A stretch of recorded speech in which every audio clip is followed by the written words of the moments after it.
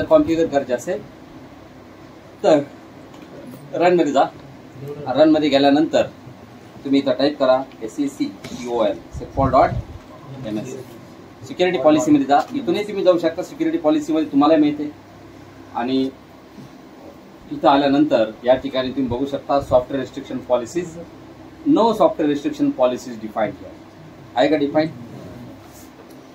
आणि मग software restriction policies नाही आहे तर तुम्हाला सॉफ्टवेअर रिस्ट्रिक्शन पॉलिसीज बनावं लागेल. तर त्यासाठी तुम्ही इथं राईट क्लिक करा आणि न्यू सॉफ्टवेअर रिस्ट्रिक्शन पॉलिसी इथं क्लिक केल्याबरोबरच तुम्हाला इथं बघा काय होईल, सॉफ्टवेअर रिस्ट्रिक्शन पॉलिसीज आता इनेबल झाली. आणि त्या ठिकाणी बघा security levels, additional rules, enforcement, designated file types आणि ट्रस्टेड पब्लिशर हे नवीन काय म्हणलं त्याच्यामध्ये कंटेनर्स बनले. दिसते का रे? हो का? बघा सॉफ्टवेअर रिस्ट्रिक्शन पॉलिसीज मध्ये बघा इथं आल्यानंतर पहिला आपण सिक्युरिटी लेवल्समध्ये जाऊ.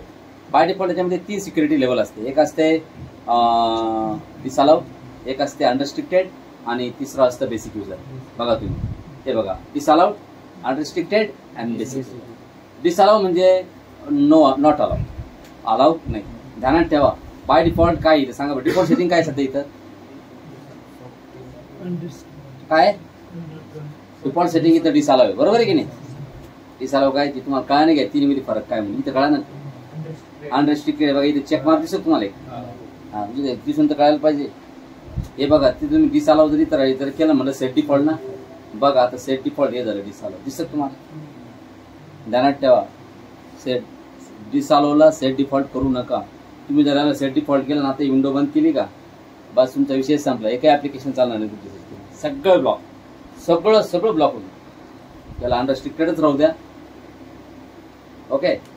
आणि डिसअलाउ करू नका. बेसिक युजर म्हणजे हे फक्त जस्ट याच्यामध्ये फक्त एक मॉनिटर पर्पज आहे बस. हे फक्त तुम्हाला बेसिक युजरच्या राईट्स येते बस, जास्त राईट नाही बेसिक युजर. तर आता आपल्याला सॉफ्टवेअर रिस्ट्रिक्शन पॉलिसीमध्ये आल्यानंतर एन्फोर्समेंट बघा. एन्फोर्समेंटमध्ये तुम्ही जर आले ना तर बघा software restriction policies it applies to all software files except libraries. म्हणजे सगळ्या सॉफ्टवेअर फाईलवरती लागू कर ही पॉलिसी एक्सेप्ट DLL फाईल. कोणत्या? Dynamic link library. DLL file असतात त्या DLL फाईलला ते लागू करू नको. कसं असं माहिती का? Executable file software restriction policies to the following user. By default इथं ऑल युजर्स आहे. तुम्ही हे सेटिंग करू शकता all users except local administrator. पण आपण इथं ऑल युजरच घेऊ. सध्या आपण सर्टिफिकेट रूल वापरणार नाही त्यामुळे ते इग्नोर सर्टिफिकेट रूल म्हणतो. चला आता तुम्हाला काय करायचं आहे इथं तुम्ही जर आले ना ऍडिशनल रूल मध्ये तर 2 रूल ऑटोमॅटिक बाय डिफॉल्ट बनलेले बघा. 5 रूल. कोणते रूल आहे? आणि बघा अनरिस्ट्रिक्टेड आहे का? कोणते रूल बघा 5 रूल 2. एक 5 रूल म्हणतो सी ड्राईव्ह मध्ये विंडोज नावाचं फोल्डर आहे. सिस्टीम रूट म्हणजे विंडोज फोल्डर काय सिस्टीम रूटला विंडोज फोल्डर म्हणतो. हे बघा तुम्ही जर समजा रन मध्ये जर गेले ना इथे जराशी कमांड जर दिली तुम्ही पर्सेंटेज सिस्टीम रूट पर्सेंटेज बघा विंडोज फोल्डर वगैरे आहे की नाही. म्हणजे मी त्याला म्हटलं का भाऊ विंडोज उघड म्हणून मी काय म्हणतो त्याला पर्सेंटेज सिस्टीम रूट पर्सेंटेज. पण त्याने काय उघडलं म्हणजे सिस्टीम रूटचा अर्थ काय होतो विंडोज फोल्डर. कोणतं फोल्डर? तर विंडोज नावाच्या फोल्डरला 5 रूल आहे. म्हणजे विंडोज फोल्डर मधले सगळे ऍप्लिकेशन चालतील. आणि एक दुसरं आहे प्रोग्राम फाईल्स. आपलं सी ड्राईव्हला असतं बघा प्रोग्राम फाईल्स आहे ना. हे बघा सी ड्राईव्ह त्याच्यामध्ये प्रोग्राम फाईल्स आहे का आणि प्रोग्राम फाईल्स 166 दोन्ही पण प्रोग्राम फाईल्स होते. आणि ह्या दोन्ही फोल्डर मधले ऍप्लिकेशन चालतील. बाय डिफॉल्ट 2 फोल्डर मधले ऍप्लिकेशन अलाउ. आता मला काय करायचं आहे मला अलाउ साठी तर बाय डिफॉल्ट रूल आहे. अलाउ साठी बघा आपण जनरली सॉफ्टवेअर कुठे इन्स्टॉल करतो प्रोग्राम फाईल्स मध्ये राईट. कोणते सॉफ्टवेअर कुठे इन्स्टॉल होतं आपलं प्रोग्राम फाईल्स मध्ये.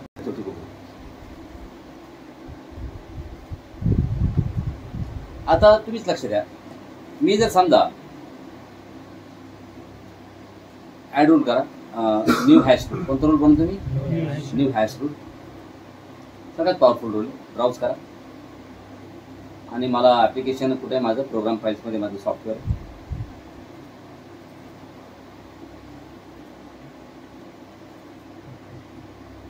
Windows media player. Windows media player मध्ये बघा हे WM player.exe आहे का. हे विंडोज मीडिया प्लेअरचं ऍक्च्युअल ऍप्लिकेशन WM प्लेअर. बघा WM प्लेअरला डिसअलाउ करू हवंय बघा. बाय डिफॉल्ट तर अलाउ होते सॉफ्टवेअर अलाउ आहे की नाही. मग आपल्याला काय करायचं आहे डिसअलाउ करायचं त्याला अप्लाय. झाला तर डिसअलाव. आता तुम्ही एक काम करा, कोणत्या युजरना लॉग इन करा.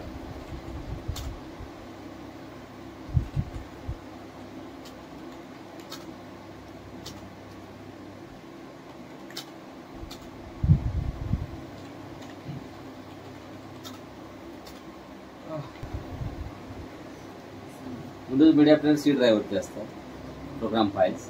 विंडोज मीडिया प्लेअर AWM काय मेसेज आला तुम्हाला, your system administrator has block this programme.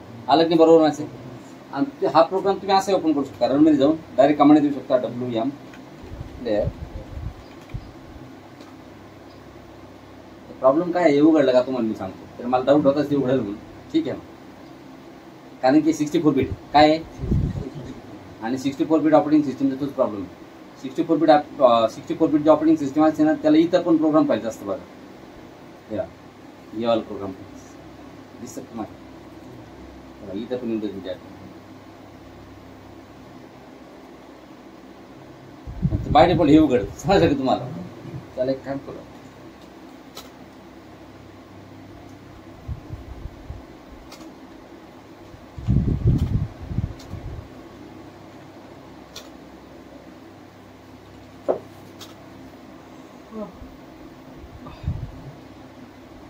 मला आळस येतोय.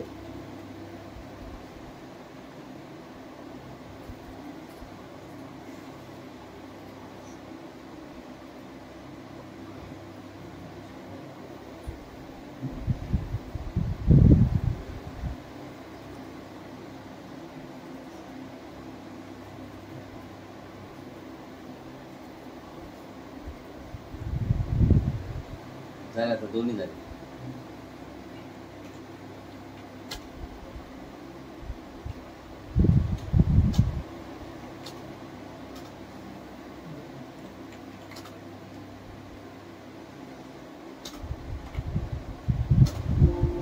बरोबर ते 64 बिट OS असले का त्याच्यामध्ये 30 पहिले ते काम करू आपण. हे आहे ना काढून घेऊ.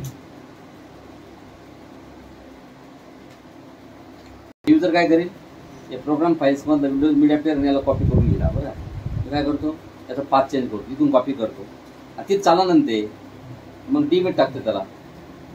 असं रस्ता बदलला त्याचा, रस्ता बदलला आता त्याच्यामधून ते WM प्लेअर फाईल ही चालवतो. तुम्ही काही करा ते चालणार. हायस्ट रूलमध्ये असं आहे, तुम्ही पाथ जरी बदलला त्या ॲप्लिकेशनचा तरी त्या सिस्टीममध्ये ते ॲप्लिकेशन रन होणार. पाथ रूल आपण आता पाथ रूल बघूया. ठीक आहे,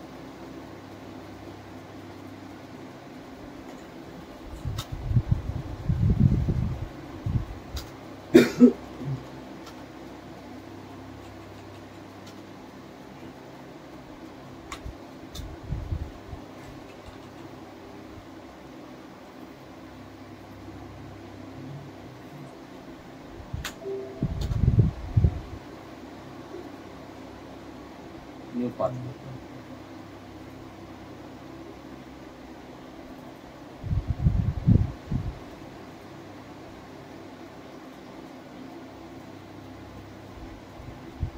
विंडोज मीडिया प्लेअर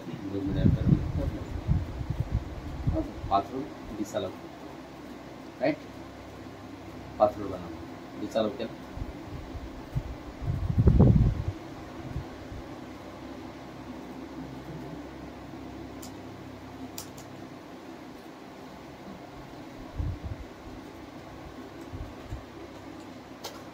ठीक आहे, पाथ रूल ऍड केलं.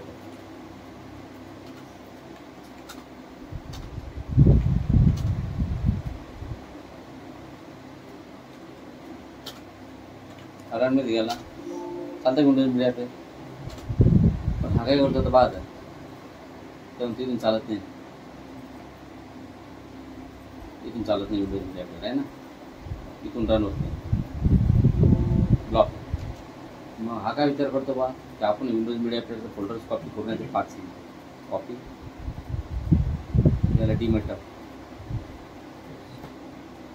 ओके, बघा पाथ चेंज केला, हे बघा चालू झालं आहे का.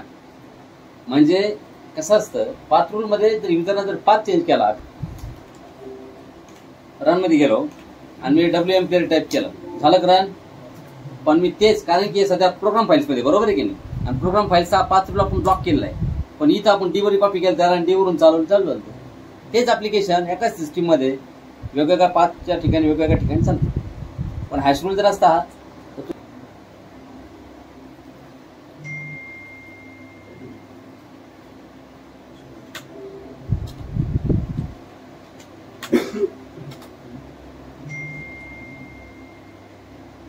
त्याच्यामध्ये तुम्ही अजून जर बनवलं सर्टिफिकेट रूल बघा. सर्टिफिकेट रूलचा फंडा कसा आहे, तुम्हाला ह्या फाईल लागतात त्याला .car आणि .cr विंडोज मध्ये नसतात त्याला तुम्हाला ते सॉफ्टवेअर वेंडर सर्टिफिकेट डाउनलोड करून घ्यावं लागतं सॉफ्टवेअरच्या वेबसाईटवरून. त्यांच्या वेबसाईटवरती मिळतं तुम्हाला ते सर्टिफिकेट. पण ध्यानात ठेवा, तुम्ही जर Adobe कंपनीचं सर्टिफिकेट जर ऍड केलं